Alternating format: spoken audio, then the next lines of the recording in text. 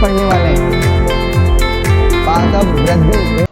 तो आज हम एक इंपॉर्टेंट टॉपिक पढ़ने वाले हैं, पादप वृद्धि एवं परिवर्धन में सबसे इंपॉर्टेंट टॉपिक क्या है?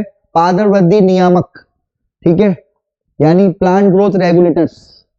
इसमें अपन पढ़ेंगे पादप के कौन कौन से हार्मोन होते हैं, ऑक्सिन, गिबरेलिक एसिड, ठीक है, एथाइलिन, एब्सिसिक एसिड, ये सारे हार्मोन्स पढ़ेंगे, जैसे अपन प्लांट हार्मोन्स या फिर फाइटो हार्मोन कहा जाता है। ये वृद्धि को बढ़ा भी सकते हैं, वृद्धि को घटा भी सकते हैं। तो इनके दो ग्रुप अपन बना दिए गए हैं। कितने ग्रुप बना दिए गए हैं? दो। इन हार्मोन्स के दो ग्रुप बना दिए गए हैं। कितने ग्रुप बना दिए गए हैं? दो। तो ये कुछ नहीं होते हैं, ये बहुत छोटे अणु, लघु अणु और एक रासायनिक, अगर मैं कहूं तो ये रासायनिक संगठन होते हैं, ठीक है, रासायनिक जो है, अगर मैं बोलूं केमिकल मॉलिक्यूल्स होते हैं या रासायनिक मॉलिक्यूल्स होते हैं, छोटे छोटे अणु होते हैं जो वृद्धि को बढ़ा भी सकते हैं और वृद्धि को घटा भी सकते हैं, ठीक है। तो इनको पीजीआर भी कहा जाता है, plant growth regulators, PGR, plant growth regulators, PGR. तो ये जीवित पौधे में पाए जाते हैं और ये वहां पर जो है कार्यशीलता जो है करते हैं, वहां पर घटा भी सकते हैं वृद्धि को और बढ़ा भी सकते हैं वृद्धि को। तो जो बढ़ाने वाले वृद्धि है, करने वाले हैं, उनको कहते हैं अपन पादप वृद्धि उन्नयक, यानी प्लांट ग्रोथ प्रमोटर्स। और जो वृद्धि को घटा देते हैं उनको क्या कहते हैं? पादप वृद्धि बाधक या पादप प्लांट ग्रोथ इनहिबिटर्स कहा जाता है। तो दो प्रकार के होते हैं। पहले अपन क्या पढ़ेंगे? पादप वृद्धि उन्नयक। देखो, जो वृद्धि को बढ़ाए, जो वृद्धि को बढ़ाए, टोटल 5 होते हैं, 5 में से 3 जो होते हैं ये कौन से होते हैं? पादप वृद्धि उन्नयक। ये 3 कौन से होते हैं? पादप वृद्धि उन्नयक। पहला होता है आपका ऑक्सिन, फिर दूसरा कौन सा होता है? जिबरेलिन, और तीसरा कौन सा होता है? साइटोकाइनिन। ये तीनों क्या होते हैं? पादप वृद्धि उन्नयक, ठीक है। तो ये वृद्धि को बढ़ाते हैं। कैसे वृद्धि को बढ़ाते हैं? ये जो है कोशिका का विभाजन कराते हैं। भाई कोशिका विभाजन होगी तो कोशिका का विभाजन होगा तो पादप में कोशिकाओं का संख्या बढ़ेगी, संख्या बढ़ेगी तो वृद्धि हो जाएगी। दूसरा, कोशिका को लंबा कर देंगे। कोशिका को क्या कर देंगे? जब कोशिका सारी लंबी हो जाएंगी तो पादप लंबा हो जाएगा, ठीक है। अगर आप देखोगे तो ये और भी बहुत सारे काम करते हैं, जैसे पुष्प लगवा देते हैं, फूल लगवा देते हैं, फल लगवा देते हैं, बीज बनवा देते हैं, ये सारे के साथ काम करते हैं। दूसरा, ट्रॉपिक यानी अनुवर्तनी वृद्धि। अनुवर्तनी वृद्धि क्या होती है या ट्रॉपिक मूवमेंट क्या होती है? उदाहरण के तौर पर जमीन के अंदर जड़ मूल का भरना, जमीन के अंदर जड़ जो है मूल का भरना, वो क्या कहलाई जाएगी?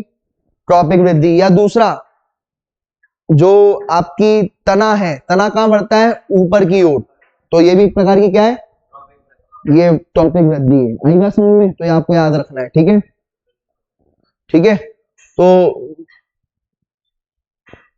ट्रॉपिक वृद्धि है, ट्रॉपिक ग्रोथ है ये, ठीक है। चलो अब बात करते हैं अपन, ठीक है। तो 3 अपन के इसमें आते हैं केमिकल। अब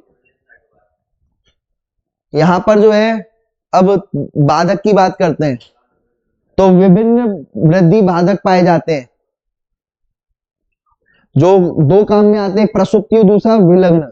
प्रसुप्ति का मतलब क्या होता है? बीज आपने रखा और बीज उग नहीं पाया, तो बीज उग नहीं पा रहा यानी वृद्धि नहीं हो रही, वृद्धि नहीं हो पा रही, इसका मतलब क्या है? ये बाधक है। दूसरा, विलग्न। विलग्न का मतलब क्या है? अलग कर देना। पेड़ में से अगर पत्ती हट जाए तो उसको अपन क्या कहते हैं? विलग्न कहते हैं। तो ये भी एक प्रकार की क्या है भाई? पत्तियां कम हो जाएंगी पेड़ में से तो उसका वेट घट जाएगा, सारी चीजें हट जाएंगी। हो सकता है पत्तियां जब जाएंगी ना तो बहुत सारा पोषण भी लेके जाएंगी।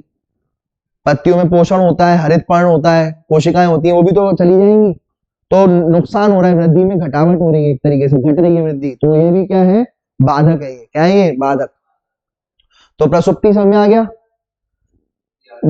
ये जरूरी भी है पर ऐसी बात नहीं है। मान के चलो बीज भंडार जो है इसी वजह से चल रहे हैं, अगर बाधक नहीं होते तो भंडारा हो जाता।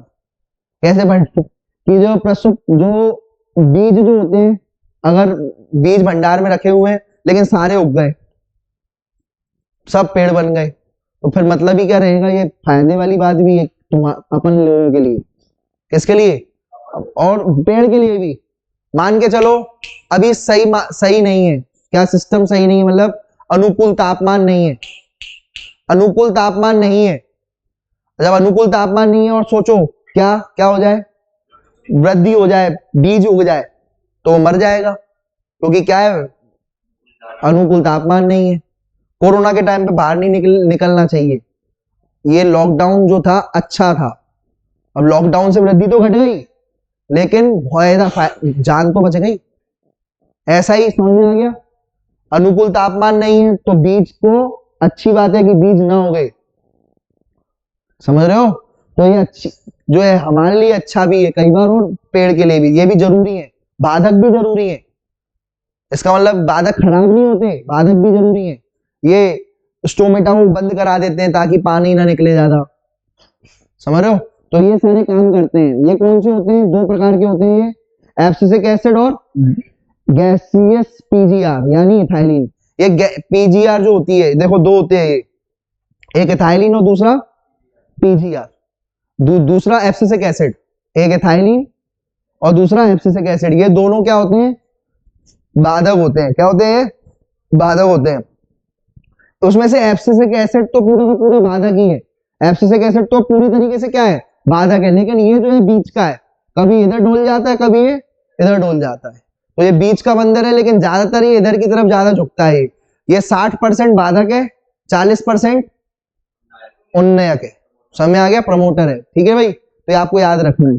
तो इथिलीन जो है दोनों प्रकार का है। इथिलीन गैसियस हार्मोन होता है। क्या होता है, गैसियस हार्मोन होता है। ये पके हुए जो फल होते हैं उनमें से गैस निकलती है, आप देखोगे जो पके हुए फल होते हैं उनमें से गैस निकलती है, और वो जो अनपके फल है, जो पके नहीं है, उनको पका देती है। तो जो पका हुआ होता है वो दूसरे को भी पका देता है अपनी बातों से।